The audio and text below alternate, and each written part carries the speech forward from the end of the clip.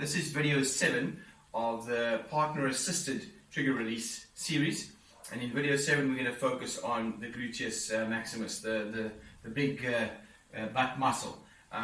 Very important muscle, as are all the muscles, but it's particularly very important, and it can cause a lot of issues, pain in the lower back and pain running down the legs and stuff like that, because it can affect the smaller muscles deeper in to the pelvis, close to the sciatic nerve. So thanks to my wife Marby for being the guinea pig. So again we start, so we're going to do either on the floor or on the stability ball. You can use a bed instead of the floor in the lying down phases. I think the floor is perfect, and especially for what we're going to do. And then also we're going to use the stability ball in later videos when there needs to be seated or legs raised and stuff like that. We use a ball, but you can use a bench or a couch, whatever you have available. I do recommend getting a ball because later on we're going to be doing videos of on functional training, and these stability balls come in handy. You can do a full body workout just with the ball and your body weight, but that's to come. So today, the Gluteus Maximus, video 7. What we're going to do is we're going to ask Marby to move onto a side facing this way. If you can do that for me. Now I'm going to go down so that I can work.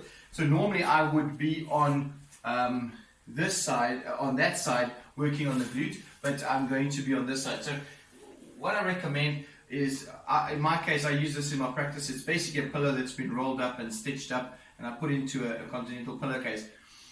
You can just use a pillow or whatever you have. It's always good to put this in between the knees. And in fact, this is a great way of sleeping, because what happens is, you'll see when this is taken away, it puts pressure on this and pulls this muscle. So it's throughout the night you're sleeping, and a lot of people, just lift your leg up for me like that.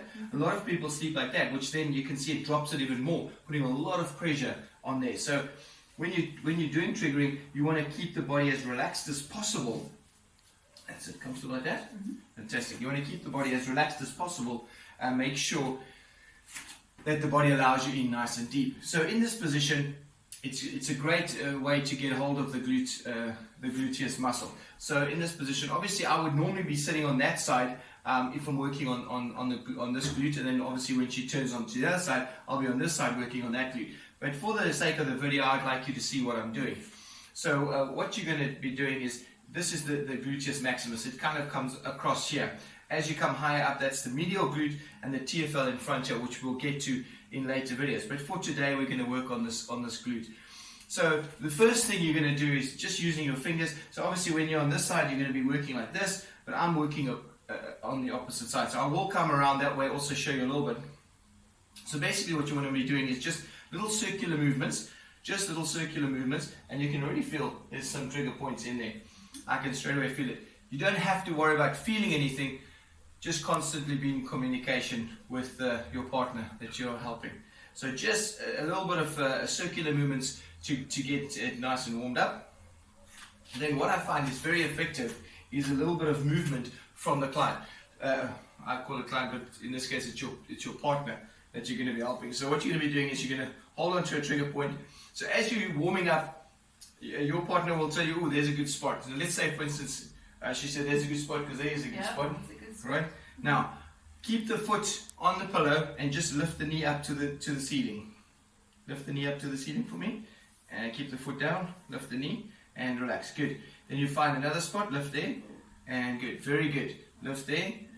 That's it. So adding that movement helps you to get deeper into the muscle. So what I'm going to be doing is I'm going to come around here and show you another way. So in this position, you could do this like that, or you could put your hands onto the hip there and use the thumb and get in there. That's also a very good way to do it. You can also use the elbow, but with the elbow, it's when I mention elbow, a lot of my clients are like, ooh, it's going to hurt. No, the elbow is not about going harder. It's just about a broader surface area than the fingers. The fingers are sometimes very sharp, and if it's too burning, because it's also a big lymph area, use the broader surface area initially and then work as it releases with the fingers. So with the elbows, you can just come in there, adding a little bit of movement. Obviously, I'm showing you at a funny angle because I want you to see what I'm doing. So in this position, you could just go in there like that. Using the elbow, what I like to do is imagine this is the elbow, little circular movements and pull down. Little circular movements and pull down. Little circular movements and push up. circular movements, pull down. So you can go down towards the coccyx, towards the midline of the body. You can circle and push up towards the head, circle and pull down towards the feet, circle and push up towards the hip. All of those areas. And then of course the movement is really good. So when you hit the trigger point, get the knee lifted up and take it down. That's a very good way of releasing.